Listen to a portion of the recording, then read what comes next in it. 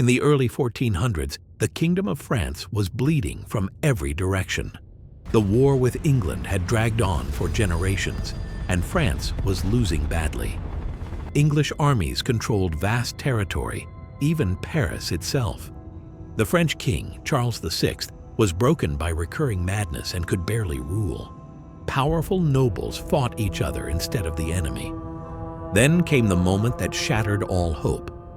In 1420, a treaty was signed that effectively erased France as a sovereign nation. The French crown would pass to the English king. The king's own son, the rightful heir, was declared unfit to rule. To many, France was no longer a kingdom. It was a memory waiting to disappear. And when kings failed, God chose someone else. Not a general, not a noble, not a priest, a teenage girl. Her name was Jeanne d'Arc. She was born around 1412 in a tiny farming village called Domremy. She was poor, she couldn't read. She had no education, no influence, and no protection.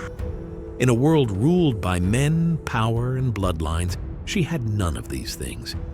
But when she was about 13 years old, Jeanne said something that would change history. She said God spoke to her. She claimed she heard voices, saints, telling her that France would be saved and that she had been chosen to help crown the rightful king. For years, no one listened. Why would they? A peasant girl claiming divine instructions in a collapsing kingdom sounded like madness. But France was desperate, and desperation creates cracks where faith can enter. Those cracks widened in 1428 when English forces surrounded the city of Orléans. If Orléans fell, the last hope for France would fall with it. Jeanne, now nearly 17, went to a local commander and demanded to be taken to the royal court. He laughed at her, so she came back, again and again. She warned him that France would suffer terrible defeats if she were ignored. When those defeats happened, exactly as she said they would, the laughter stopped. The commander finally agreed to send her to the royal court. When Jeanne arrived, the future king tested her. Charles disguised himself among his nobles, hiding in plain sight. No one told Jeanne where he stood, but she walked straight past everyone and knelt before him. She recognized him instantly. Then she spoke to him in private. What she said was never written down, but when they emerged, Charles was no longer the same man. He believed her. He gave her armor. He gave her a banner, and he placed her among the army. Jeanne did not carry a sword. She carried a white banner saying she preferred it because it did not harm anyone. She was not a warrior. She was a sign, and that sign changed everything. At Orléans, the French army had been stuck for months. Morale was broken. Hope was gone. But when Jeanne stood where soldiers could see her, arrows raining around her, something happened. Men believed again. She was wounded by an arrow, yet returned to the battlefield the same day. Within 9 days, the English were driven out. France had its first major victory in years. From that moment, the impossible began to happen. Cities surrendered without fighting. Armies advanced with confidence. Soldiers believed God was with them. And belief is more powerful than steel. Jeanne didn't conquer with weapons. She conquered with faith. She then demanded something dangerous. She insisted the king must be crowned, immediately, in the city of Reims. Advisors warned it was suicide. Enemy territory lay between them. Jeanne refused to wait. The march succeeded. In July 1429, Charles was crowned King of France.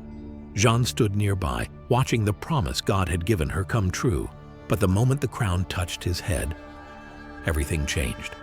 The king grew cautious.